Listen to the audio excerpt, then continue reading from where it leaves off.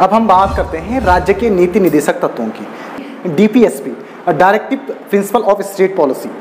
DPSP यानी directive principle of state policy, राज्य के नीति निर्देशक जो तत्व हैं उनका जिक्र भाग 4 में किया गया है। ठीक है, भाग 4 में आर्टिकल 36 से 51 तक राज्य के नीति निर्देशक तत्वों का जिक्र है। भाग 1 के तहत क्या जिक्र किया था हमने? संघ और उसके राज्य क्षेत्र। तो भाग 1 के तहत हमने आर्टिकल 1 से 4 तक का जिक्र किया। भाग 2 के तहत हमने क्या करा? नागरिकता के बारे में बात की। भाग 2 के तहत हमने नागरिकता के बारे में बात की। अनुच्छेद 5 से 11 तक हमने इसका जिक्र किया नागरिकता के बारे में।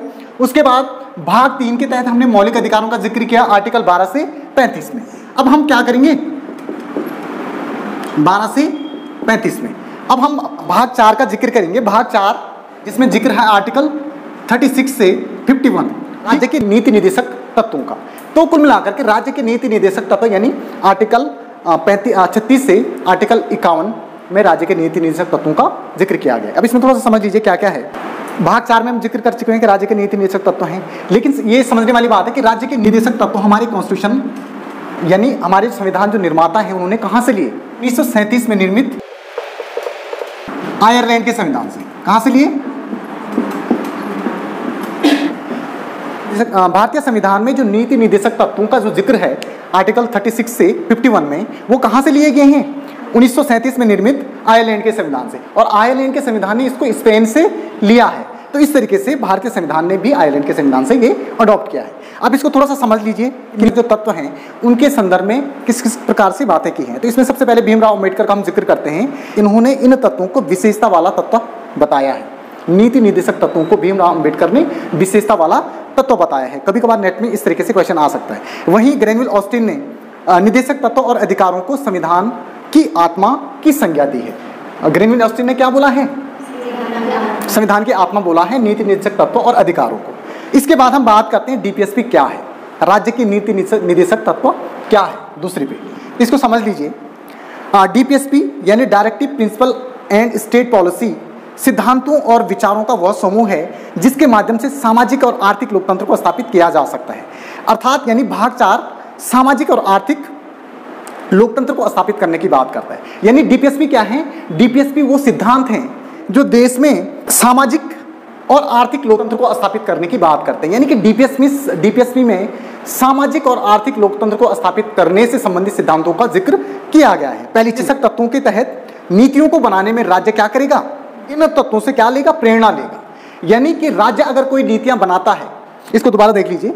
नीति निर्देशक तत्वों से तात्पर्य है कि नीतियों एवं कानूनों को प्रभावी बनाने में समय समय पर राज्य इन तत्वों को ध्यान में रखे। कोई भी नीतियां बनाता है या राज्य के द्वारा कोई भी पॉलिसीज बनाई जाती हैं तो राज्य इन नीति निर्देशक तत्वों को गाइडलाइंस के तौर पे देखेगा और फिर बनाएगा। नीति निर्देशक तत्व क्या है?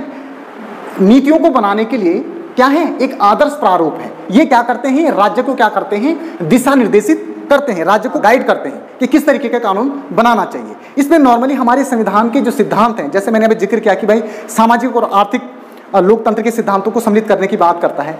इन हमारे नीति निर्देशक तत्व ये हैं कि हमारा राज्य का जो आने वाला जो स्वरूप होगा वो इस प्रकार का होगा और राज्य इन सिद्धांतों पे ही आगे क्या करेगा? काम करेगा। तो ये पहले ही नीति निर्देशक तत्वों में सेट किया गया था। अब राज्य जो भी कानून बनाएगा वो इनको ध्यान में रख करके बनाएगा, इनको एक आदर्श तौर पर लेगा। ये समझ में आ गया? अब थोड़ा समझ लीजिए। BN राव जो संवैधानिक सलाहकार हमारे रहे हैं, तो उनके द्वारा एक सुझाव प्रस्तुत किया गया संविधान सभा को। उन्होंने बोला कि हमें अधिकारों को मुख्यतः 2 भागों में विभाजित करना चाहिए। उन्होंने बोला कि कुछ अधिकार ऐसे होने चाहिए जो वाद योग्य हों और कुछ अधिकार ऐसे होने चाहिए जो अवाद योग्य हों। अब वाद योग्य अधिकारों के तहत हमने क्या किया? मूल अधिकारों को सम्मिलित किया आर्टिकल 12 से 35 में। तो वाद योग्य अधिकार का मतलब ये है कि इनके हनन होने पर व्यक्ति सीधे उच्चतम न्यायालय जा सकता है और उच्चतम न्यायालय क्या करेगा? व्यक्ति को पूरा संरक्षण इनके संदर्भ में प्रदान करेगा। तो कुल मिलाकर के नीति निर्देशक तत्व जो हैं उसी की थीम के अकॉर्डिंग हम इसको पढ़ रहे हैं कि भाई BN राव जो हमारे संवैधानिक सलाहकार रहे हैं, उन्होंने अधिकारों को 2 रूप में विभाजित करने की सलाह दी थी और उनकी सलाह को पूरी तरीके से हमने क्या किया? संविधान में अडॉप्ट किया है। उनकी ये सलाह के तहत ही हमने अधिकारों को 2 भागों में विभाजित किया, एक तो अवाद योग्य और दूसरे वाद योग्य। तो यानी वाद योग्य अधिकारों के तहत हमने मौलिक अधिकारों को सम्मिलित किया जिसमें आर्टिकल 12 से 35 है। नीति निर्देशक तत्वों को सम्मिलित किया है अपने कॉन्स्टिट्यूशन में आर्टिकल 36 से 51 तक। ये समझ में आ गया? ठीक है। वाद योग्य के तहत हमने जिक्र किया कि भाई अगर हमारे मौलिक अधिकारों का उल्लंघन होता है, क्योंकि मौलिक अधिकारों को वाद योग्य माना गया है, तो उनके उल्लंघन होने पे हम सीधे उच्चतम न्यायालय जा सकते हैं और उच्चतम न्यायालय हमें पूरा क्या करेगा, संरक्षण प्रदान करेगा इस संदर्भ में। लेकिन अवाद योग्य जो अधिकार हैं जिसमें नीति निर्देशक तत्वों का जिक्र किया गया है, इनके हनन होने पर व्यक्ति उच्चतम न्यायालय नहीं जा सकता है और ये मूलतः और राज्य की इच्छा पर निर्भर है। यानी अगर आर्टिकल 36 से 51 के तहत जो अधिकार हमें दिए गए हैं, अगर इनका उल्लंघन होता है तो व्यक्ति उच्चतम न्यायालय नहीं जा सकता है। क्यों नहीं जा सकता है? क्योंकि इनको देने का जो अधिकार है वो राज्य की इच्छा पर निर्भर है। राज्य का जब मूड होगा या राज्य जब उस अवस्था में आएगा, राज्य तभी इनको देगा। व्यक्ति इसको या इन अधिकारों को लेने के लिए दावा नहीं कर सकता है राज्य से, क्योंकि राज्य का क्या है, अधिकार क्षेत्र के तहत इसको रखा गया है। राज्य इनमें वर्णित अधिकारों को नागरिकों को तभी दे सकता है जब राज्य इनको देने की स्थिति में है। यानी अवाद योग्य का मतलब ये है कि ये राज्य की इच्छा पर निर्भर है और राज्य इन अधिकारों को नागरिकों को तभी दे सकता है जब वो इनको देने की स्थिति में हो। कहने का मतलब यहाँ पे एक प्रैक्टिकल एग्जाम्पल से भी आप समझ सकते हैं कि अगर आप घर में मोबाइल की डिमांड करते हैं अपने पापा से, तो मोबाइल की डिमांड अगर आप करते हैं तो आप पापा को ये बोलते हैं कि पापा मेरे को आवश्यकता तो है, लेकिन ये आपकी इच्छा पे डिपेंड है कि आपकी जब सैलरी सही तरीके से आ जाएगी, जब आपका बजट से ज़्यादा आपको पैसा मिल जाएगी, आप देने की कंडीशन में हो, तो तब मुझे आप क्या कर लीजिए, दे दीजिए, मेरे को इसकी ज़रूरत है। तो आप क्या हैं, नागरिक हैं।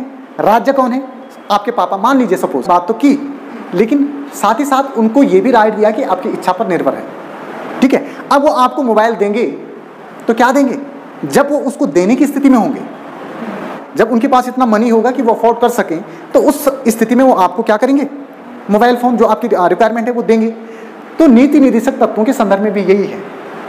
राज्य की जब ऐसी स्थिति आ जाएगी, अच्छी स्थिति आ जाएगी, ठीक है, कि वो उस स्थिति से आर्टिकल 36 से आर्टिकल 51 में जो अधिकारों का जिक्र किया गया है उनको पूरा करने की स्थिति में वो आ गया, तभी वो दे सकते हैं, अन्यथा नहीं दे सकते। अगर राज्य गरीबी की अवस्था में जी रहा है तो आप बोलेंगे कि हमें ये दे दीजिए, राज्य से डिमांड करोगे तो नहीं दे सकता ना राज्य।